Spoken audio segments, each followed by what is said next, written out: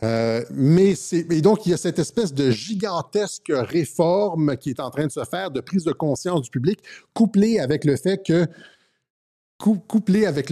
Trump fait volte-face sur Warp Speed. Il a sorti un tweet qui va exactement dans le sens de ce que je disais, si vous me permettez, sur justement l'opération Warp Speed. Et là, il prend ses distances.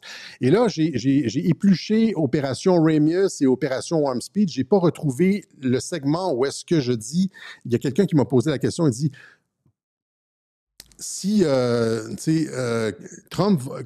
Si Fauci tombe, Trump va tomber lui aussi.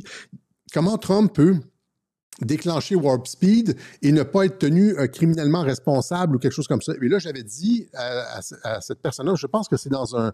Rappelez-vous quand on faisait des questions-réponses, là, je pense que c'était une des questions dans les questions-réponses. Je n'ai pas retrouvé. J'ai cherché un peu, mais je ne veux pas passer 5 heures. Là. La personne avait dit comment Trump va être tenu responsable. J'ai dit, il va dire qu'il ne savait pas. Il va dire qu'il avait reçu de la mauvaise information. Il va dire qu'on lui a menti, que lui a fait ce qu'on lui avait dit. Donc, il savait exactement qu'est-ce qui se passait.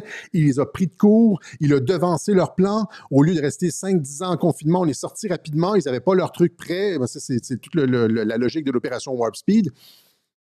Leur vaccin n'était pas comme au point, etc. Leur système pour nous faire passer dans l'agenda 2030, le nouvel ordre mondial, etc., c'était pas... il les a pris de court, c'est ça. Donc, et on est sorti rapidement. Ils ont enlevé la peur, parce que la pandémie fonctionnait avec la peur et tout ça. On ne reviendra pas là-dessus. Et là, c'était comme comment... Oui, il a fait ça, mais il va être tenu éventuellement.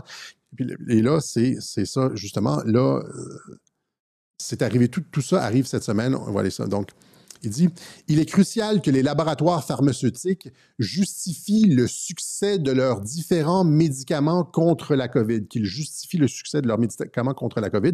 Nombreux sont ceux qui pensent qu'ils représentent un miracle. » Et là c'est ça qu'il a dit, lui, pendant longtemps. C'est great, great, great. Il s'attribuait les mérites de ça. Regardez la prise de distance par rapport à ses positions précédentes. Nombreux sont ceux, c'est plus lui, là. Lui, il est au-dessus de la mêlée maintenant. Il dit, il y a des personnes qui disent que c'est bien, des personnes qui disent que c'est faux. Nombreux sont ceux qui pensent qu'il représente un miracle ayant sauvé des millions de vies. D'autres ne sont pas d'accord. Il est maintenant rendu au-dessus de la mêlée, là. Alors que le CDC est déchiré sur cette question, je veux la réponse.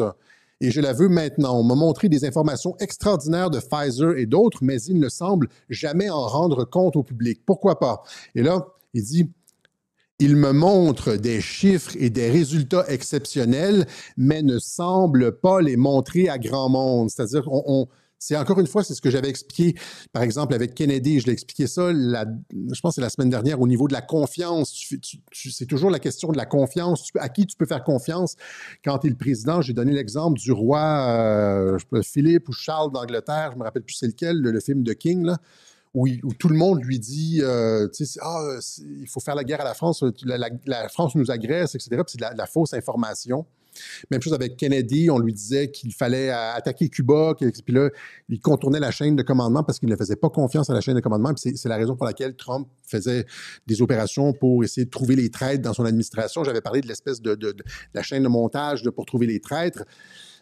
Parce qu'on ne donne jamais de l'information correcte au roi, à la personne ressource, au président, etc. Et là, c'est exactement ça qu'il explique cette semaine. Il dit, on m'a donné de la mauvaise information. Il dit, il me montre des chiffres et des résultats exceptionnels, mais ne semble pas les montrer à grand monde.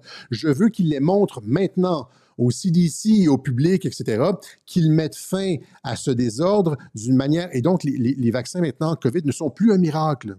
Il y a un désordre, il y a un doute. Hein? Du maire d'une autre, j'espère, et là c'est plus genre, il n'est plus dans la certitude, il dit j'espère que l'opération Warp Speed a été aussi brillante que beaucoup le disent. C'est même plus lui qui le dit, vous comprenez?